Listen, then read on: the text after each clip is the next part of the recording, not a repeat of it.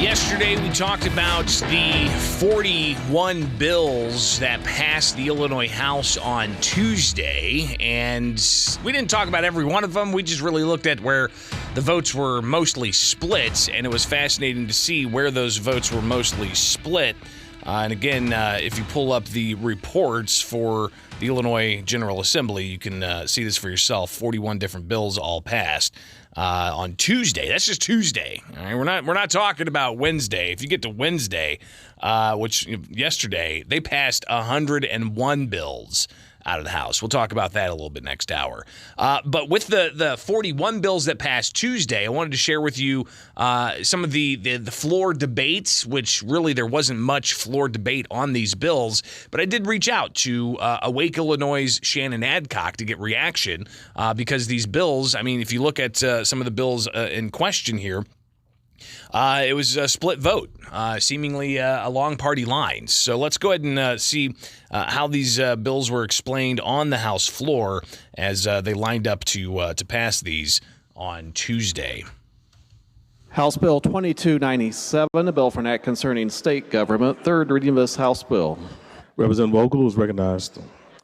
Thank you, Mr. Speaker. House Bill 2297 is an initiative of Central Management Services requiring state agencies to collect and report data on the number of non-binary and gender non-conforming employees. As it stands, agencies are required to collect and report data on the number of employees who are women, who are members of racial or ethnic minority group, or have a disability. This bill would simply add the category of non-binary, gender non-conforming individuals to already established recording practices. Open to any questions. I ask for an aye vote. Thank you, Mr. Speaker and members of the House. House Bill 2350 is actually a follow-up to a bill that Representative Ford passed last year. And in reviewing his legislation, my Chief of Staff, Torrance Gardner, noted that his bill that expanded access to prostate cancer screening had some antiquated gendered language in it, so we set about to start to talk about how to address that. So this bill does two things. It removes the gendered language from the insurance code relative to pap smears and prostate screening, and it also acknowledges some challenges that folks who have predispositions for prostate cancer might face in accessing early screening, and so it adds language concerning a genetic predisposition as another way to access early screening. I'm happy to answer your questions. Representative Kiker is recognized. Thank you, Mr. Speaker. Will the sponsor yield? She indicated she will. Representative, we saw this in the Insurance Committee, and we had a little bit of a dialogue on this, and I saw a similar bill in immigration. I think we're going to have some folks on our side that are both up and down on this for various reasons, but I just want to be very clear with what this bill does. It puts gender-neutral language into place for cancer screenings of this sort, correct? Exactly, and in so doing, it ensures that nobody is excluded from access to preventative care. I ran into a problem with the ACLU in immigration where they refused to confirm that it was gender neutral, so I appreciate that. I encourage folks to consider an aye vote. Representative Collins is recognized. Yes, it's just an amendment that changes minors to children. It's the first step in responding to the 2021 Illinois Auditor General report, urging DCFS to affirm and recognize hundreds of young people in DCFS. I have no opposition, and is there any discussion? Representative Kiker is recognized. What this bill does is it takes good policy and it puts it in gender-neutral terms, which is something that the folks in the state of Illinois have been working towards since the 1990s. I encourage an aye vote. So there you heard a lot of, the kind of back and forth there. Not a ton of debate, just really an explanation of the bill from the sponsor, and then Republican State Representative Jeff Kiker saying, hey, this is just gender neutral. But what it's doing is it's removing the word man from things specific for biological men and women for things specific to biological women. It's instead of saying boys and girls, calling them children in DCFS, it's collecting new data from employers about, people who might think that they're non-binary and identify that way. Or what about should we make a gender fluid category for people to identify as? So these are just some of the things that they passed on Tuesday. Part of 141 some odd bills that passed just in the past 2 days.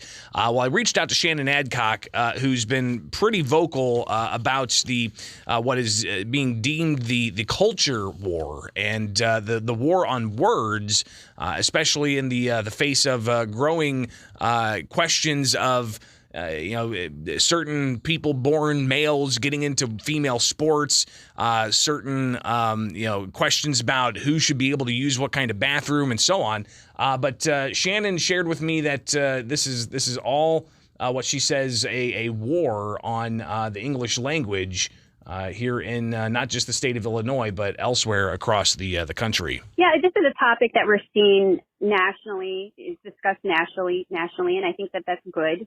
We need to have more discussion on what is essentially the bullying and the censorship of the English language. And my question to the Illinois legislature would be, why are you pretending that biology doesn't exist? What would they say to that question, I wonder? And she goes on to talk about just where exactly this is all going and how pervasive it is, not just in state statutes, but how that could bleed over into even schools and families and business as well. Well, what is harmful about biological truth? I don't know why you need to amend so many Illinois statutes against binary sex. That to me is more harmful when you're ignoring biological reality. And I would encourage anybody who has questions about biological reality, check out Richard Dawkins. He's an evolutionary biologist at Oxford and a noted atheist, by the way. When you're out of step with an expert on biology like him, you're out of step with reality. And that's where the Illinois legislature finds itself right now, out of step with reality, anti-science. And that is firm science. And the English language is firm, by the way. Sex is binary, and the confusion that they're leaning into is really a stepping stone. This whole pronoun insanity is really a gateway to this subjective gender agenda that is harmful to kids. And a lot of that codification in these bills is focused on kids. That's intentional. So Awake Illinois is very transparent in sounding the alarm on this agenda. If you go to awakeil.com, we talk about this war on children. But the Illinois legislature is looking out of step with reality. So again, Shannon Adcock, conversation I had with her briefly yesterday. She's the founder of Awake Illinois. But I also asked her to respond to Governor J.B. Pritzker, who Friday said that he's getting involved in local school board races because he says there are extremists that are on ballots locally, and he wants people to know it. Well, we'll get reaction from Shannon Adcock, who has been working with some of these local school board races across the state to get candidates on that Awake Illinois support. So stay tuned. We'll hear about that coming up next here on WMA. Been hearing reaction to the ongoing legislation and efforts at the statehouse to bring about gender-neutral language, and some seeming to want to read between those lines and say this is an assault on English language, it's an assault on children, it's an assault on binary gender. That is what they say based in science. So, people always during the pandemic were like, trust the science. Well, what about the science of biology, where people are born with certain chromosomes that make them a man or a woman? But this is also something that's getting into our school systems as well. And you see a lot of debate back and forth as to, the local school board elections that are literally, a week and a half away.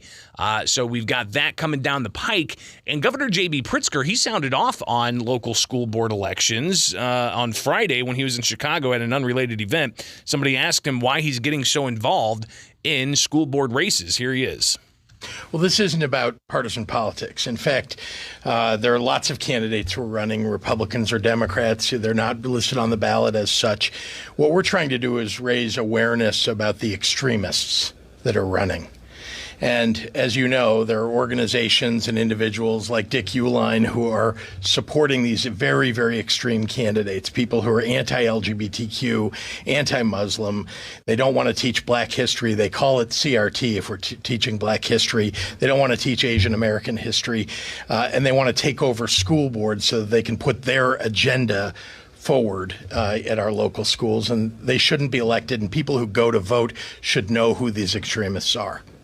So again, Governor J.B. Pritzker saying he's getting involved in local school board races, calling certain candidates extremists. And he says that people need to know who they are. Awake Illinois, Shannon Adcock, the founder, she's been working across the state with various school board candidates in a variety of different districts across the state.